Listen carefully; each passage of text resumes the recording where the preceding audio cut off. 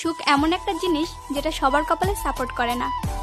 সামর্থ্য না থাকুক, পাশে আছি বলার ক্ষমতা সবার থাকে না।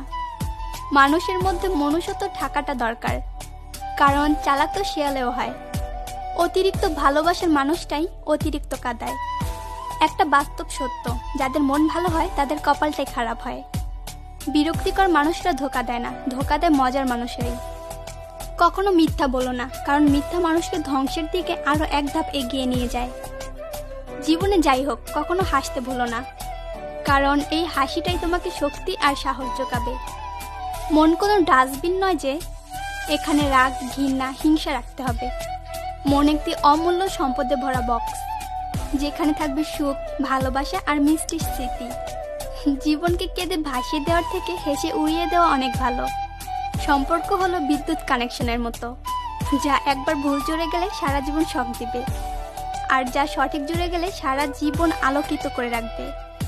যে আপনার সৌন্দর্য দেখে আপনাকে ভালোবাসে, সে একদিন আপনাকে ঠিকই ছেড়ে চলে যাবে।